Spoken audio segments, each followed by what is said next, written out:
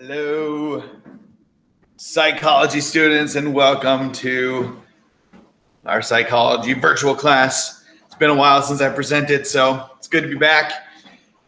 I see that a lot of you have understood the system that I got. I'm posting on classwork, I'm marking it required, and work is flying in. I've also made a missing work file, and people are completing that and turning that in as well, which is excellent. I got the chance to talk to a few of you the other day. You didn't know it was me when I called. And just understand that, like, hey, if you guys are missing stuff, for whatever reason, check there, get that done, and it'll be updated in the grade book. So please stay on top of what's going on here and get things done. If you have any questions, you can always email me, send me a remind message, or come to the Google meeting, and I would gladly answer them for you, okay? So having said all that, let's go ahead and get into today's lesson. You might notice that it's not Fuller's 5 because I'm going to do some notes today. You might also notice that there are no sound effects. However, you do hear a sound. The sound that you are hearing is a treadmill. What happened is I noticed that during this quarantine period of time that my average daily steps went from like 7,000 to 8,000 to like 700 to 800. And most of those seem to like be passing the refrigerator and in the kitchen. So I'm like, I could really increase my steps if I start doing my Google meetings on the treadmill. And you're like, it probably won't make that big a difference. Well, here it is. It's like 8:45 in the morning. I already did world history and AP psychology. I rotate the order, who gets first. And I've already got 3,600 steps in today. So the treadmill expires in 10 minutes, so I better get going. And it's not that I've really been putting on a lot of weight during quarantine time. It's just that my dryer has been shrinking my clothes more. So I thought this would be a good way of trying to handle that situation. Okay, speaking of handling situations, we left off talking about addiction as a disease. Now, a lot of you are already done with these quizzes. You've watched the videos, and you're doing it that way, which is great, okay? But I'm still giving the notes too, even though they are posted on Classroom. You can look at them. But last week we talked about, is addiction a disease? And we talked about a disease is a particular abnormal condition that negatively affects the structure or function of part or all of an organism. That is not due to any external injury. Okay, so a broken arm is not a disease. What is a disease? Name a disease. Yeah, that's a disease. So is addiction a disease? Because we talked about last week, addiction seems to be a choice, a repeated choice, right? And when we think about it, addiction is defined as a disease by most medical associations, including the American Medical Association and the American Society of Addiction Medicine. So people would say, well, but it is a choice. Well, in the same sense, we actually probably just need to start controlling our definition of disease. Right now, right, the coronavirus is out there. And you might say, well, yeah, but that's a disease. I can't help by getting that. Right, but we make choices, right, that lead to the likelihood of us developing the disease from that virus. So, or the illness at least. And okay, easy stuff. Washing our hands, sneezing into our elbow, avoiding places with lots of people. That all decreases the risk. If you don't want to get something like lung cancer, what would be a good activity not to do? That's right, smoking and vaping. They both lead to lung cancer or emphysema. If you would like to avoid things like heart disease would be a heart attack. What sorts of activities should you avoid? Yeah, smoking, drinking lots of alcohol, eating a poor diet. What should you try to do? Eat healthy, exercise, reduce stress. So in that sense, like our concept of diseases might be flawed because we kind of think it's like, well, it just happens to us. And addiction can't just happen to somebody if they never smoked or drank or whatever. But our choices do lead to diseases. So in that sense, it makes a lot more sense. So there you go. Like diabetes, cancer, heart disease, addiction is caused by a combination of behavioral, environmental, and biological factors. Not everybody who smokes cigarettes is going to become addicted. That's a fact. But a lot of people who do smoke do become addicted. And it can affect different addictions affect different people. So let's talk about addiction. Dependence. Okay. I think we did these terms last week, so I'm going to go over them quickly. Physiological or psychological need to take more of a drug after continued use. Person has trouble functioning without it. For example, Mr. Fuller has coffee. It's not that I can't function without. Oh, maybe I do. Maybe I can't. I don't know. But I'm certainly used to it. And if I go without it, it's kind of like, I'm a little bit slow. So that's dependence. You're dependent on it to function. Withdrawal is distress that is felt when a drug is not present. So headaches, stress, shaking, annoyance, all that kind of stuff. So maybe you or your parents drink coffee every morning. And if they ever go without their coffee, they're like, don't talk to me, I haven't had my coffee, okay? They might actually get a headache from that withdrawal. Weird thing with withdrawal for like headaches and stuff like that is caffeine can both cause and decrease your chance of getting caffeine. So if you have lots of caffeine, if you're used to having lots of caffeine and you go without it, you might get a headache. Well, how would you relieve that headache? Have some caffeine. If you don't often have caffeine and you drink caffeine, you might develop a headache. So if you look at like WebMD, caffeine can both cause and relieve headaches. It's kind of crazy. Obviously we talk about, we talked about alcohol last week. That's part of the reason liquor stores have stayed open is because the withdrawal symptoms from if somebody is addicted to alcohol, the withdrawal symptoms can be very, very painful and deadly. And that's sad because what they need is to stop using alcohol. And what they can't do is stop using alcohol because the body is requesting it. We talked maybe about heroin last week. Heroin, one of the most addictive drugs out there. And if you try to quit heroin, you go through such serious withdrawal symptoms that you're probably going to go back to using heroin again. However, a drug that they will give you if you go to treatment is called methadone. Methadone is like heroin, but a milder form of it to help deal with those withdrawal symptoms. Tolerance, need more of a chemical for it to produce the desired effect. Okay, so a small cup of coffee, a person needs 2 cups of coffee, etc., etc. All right, we're going to keep moving here. Understanding addiction. Oh, there's a trigger or cue. Something that causes the desire to use what a person is addicted to. For example, if you were an alcoholic and you were watching football, imagine there was a world where we were playing football again, right? And what would you see that would make an alcoholic want to drink again? Commercials, Buffalo Wild Wings, Chili's, Budweiser, Coors Light, all these alcohol commercials, that can be a trigger or cue. Stress can be a trigger or cue, okay? Seeing other people using it. Yeah, there we go. People you're around. That's why people go to rehab and they completely want to be sober for whatever addiction they have. And they spend 30 days in rehab and they feel good. And they're like, yes, I'm moving on. And they will come out and they will see their friends who they used to use with, and their friends will use. And they're like, hey, want to do this? And they're like, no. A couple weeks later, like, hey, you want to do this? Yep. They go right back into it because even hanging out with those same people that you used to use with can be a trigger for some people. And that's what relapse is. Relapse is when a person was once addicted and starts using again. It's called falling off the wagon. So, and it's very common for people who go to rehab to have to go multiple times or once they're out of rehab, experience relapse because it's not easy. The good news, it's actually very common for people to relapse. The good news is relapse does not mean failure. The only time somebody fails to rehab is when they give up and they say, forget it, I'm doing this. But relapse is unfortunately very common, but fortunately it's the path to success for somebody who is trying to overcome an addiction.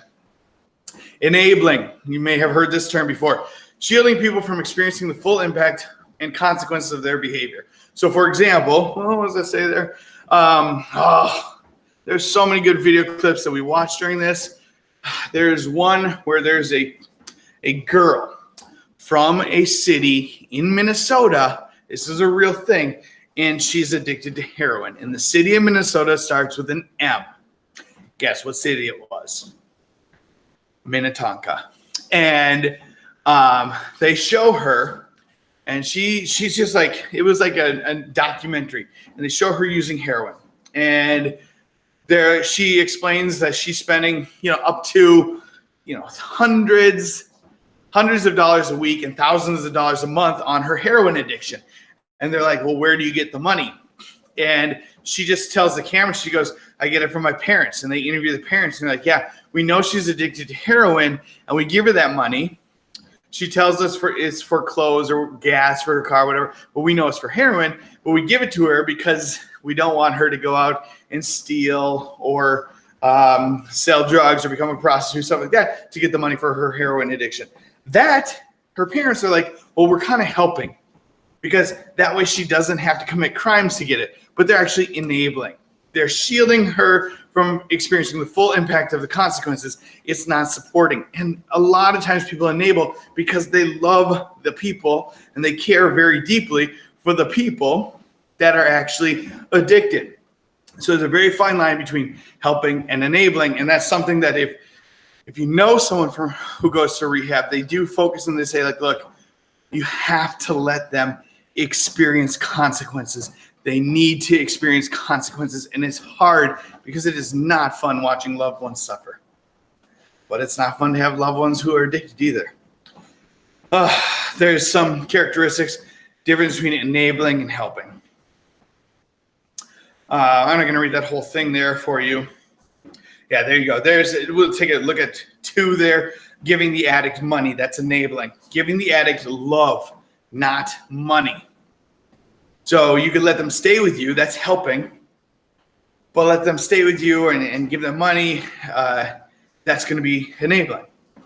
Parenting the addict and feeling resentful about it. Setting boundaries setting healthy boundaries for yourself. Okay, that's the difference. Take a look at that chart if you want to look more into it. When are you addicted? Okay, this is basically our Centers for Disease Control and the American Medical Association, stuff like that, to say, American Psychiatric Association, I should say, we can define addiction. Addiction is when 3 or more of the following characteristics are found for a 12-month period of time. Okay, so this is a prolonged amount of time. If you find 3 or more of these, 1, tolerance has been established. Okay, now we use coffee earlier. Let's take beer. Okay, or alcohol. Let's go beer. It's simple. When somebody first starts drinking, their tolerance is relatively low. That means to get the desired effect that they're looking for, aka getting drunk, they might need 3 or 4 beers. If tolerance has been established, it will require them to have 4 or 5 beers, 5 and 6 beers, 6 and 7. A lot of alcoholics will switch from beer to a stronger alcohol because they have developed such a high tolerance to get that desired effect. So again, as we talked about last week, that's how people get pulled over with insane blood alcohol levels because they have developed such a high tolerance. You'll hear about somebody being like a 0.35 and getting pulled over for a DUI. The average human cannot drive at a 0.35 because literally they won't find their car. They're going to be falling down. They're to a point where they don't make any sense. Someone who's got a very high tolerance will be able to manage that on the outside a lot better. It does not mean, like, don't take that the wrong way. Oh yeah, they're better at driving. No. That's not the fact. That's not the case. But the average person is going to black out by that time. Okay? Cocaine users. They say that a cocaine user will never get the same high twice. So cocaine is a drug that is either smoked, injected, or snorted. And the first time somebody uses cocaine as a stimulant, they will get a high off of it. The next time they use that amount of cocaine, they will not become as high as they did the first time. So what do? They have to use more of it to get that same effect. That is what leads to overdose is somebody's tolerance. It requires more to get the same effect. Okay. 2, withdrawal is noticeable. So basically, if they're not having the drug, they might have a shaky hand. They might be irritable. They might be very stressed. They might have headaches. They could feel extreme pain throughout their body. It's not made up. It's not like, oh, they're just weak. No, it's a real thing. Withdrawal is noticeable. 3, person uses more than intended. Somebody sits down and says, look, I'm just going to have 2 beers. 2 beers turns into 3 beers, turns into 7 beers. And all of a sudden, whoops. And again, that's happening on a regular basis. It's not once or twice, but if it's happening regularly, that is a sign of addiction. 4, attempts to quit fail. Most addicts try to quit. Why? Because A, they know it's bad for them. B, it's expensive. C, it's having a negative impact on their life. And they do try to quit and ultimately fail. Okay? It does sound counterintuitive. You think that like alcoholics or somebody who's addicted to smoking or any of the other drugs would want to quit, or you think that they don't want to quit, but most of them do want to quit because they know what they're doing is causing them harm. 5, significant recovery time after use of the drug. Okay. Real common one, alcohol. Use alcohol. The next day, you are going to have a hangover. Depending on how much you have, something like that. That would be recovery time after using the drug. If you are frequently getting hungover, that's a sign of addiction. Priorities change because of the drug. So again, maybe right now you like school, when we had school, you like forms of exercise, you like drawing, you like being with your friends. All of a sudden now your priorities have shifted. That is one of the main signs of addiction and also depression, is when somebody has a drastic change in their priorities. And finally, 7, use continues despite known harm. Again, that ties into number 4. Somebody who frequently drinks alcohol and they're getting hungover wakes up and they know what they're doing is causing them harm. And that probably leads them to try to quit, and that fails. Okay, so those are tied in together. But if 3 or more characteristics are found for a 12-month period of time, that person is considered addicted. Okay, and we'll do one more slide, the last slide. Okay, here's how addictions happen. Here's how they form. 1 is experimentation. People don't go from 0 to addicted right away. It starts with experimentation. Okay. Common example I use in high school, and again, we just try to be real honest about this, not promoting it, but just being realistic, talking about like something like, vaping. Certainly not everybody vapes, and actually the majority of kids don't, but vaping is probably one of the more common ways that high schoolers use drugs. It starts with experimentation. It might be somebody saying, hey, you want to give this a try. You might be in the back seat of somebody's car and they're saying, hey, you want to try this? And somebody has never tried before and they say, all right, I'll give it a try. I'm just going to try it just to see what it's like. That's experimentation. You want to see what impact it has, okay? Just trying it once or twice. 2, becomes casual or social use. So let's stick with that vaping example. So first time is like, okay, let's just try this once. Then second time is like, okay, you're with that same group of friends, you're in that same car, you're like, hey, let's do this. So it becomes like, instead of just once or twice, it's like 3-4 times a week, something like that, okay? Again, we're just sticking with the vaping scenario here because that's one that applies to high schoolers, okay? Just use occasionally, parties, special occasions, things like that, okay? So you start with experimentation, then it goes to casual. 3, regular or risky. That means it's happening on not a daily basis, but could be daily. It could be every other day, but just regular. So it's like you can count on it, right? Casual would be more situational. like it says there, like parties or special occasions. Regular would be fairly frequently, or almost you can count on it, okay? Risky use there, that's an interesting one because any psychoactive drug with somebody who's not of age would be considered risky. One, because the brain's not developed till you're 25, and two, because if you are using and you are not of the right age, you are risking problems with school. If you're an athlete, you're risking legal problems, okay? So any type of use there, risky use would be considered any of those. But risky in this sense, let's say like this, okay? Let's compare it, let's stick with vaping again. And risky would be like experimentation, and casual would be, experimentation would be trying in someone's car, casual would be, you know, with certain groups of friends, maybe in the car again. Risky would be like, okay, in school, okay? That's risky. Means you know what you're doing is a big time risk, but you're willing to do it anyway. And then 4 is, there you go, okay, binge drinking, illegal usage, et cetera, et cetera. And then 4 is dependent/addiction, okay? The brain has been changed. It literally has changed your brain. It's been rewired because of the brain's ability to change. That's called plasticity.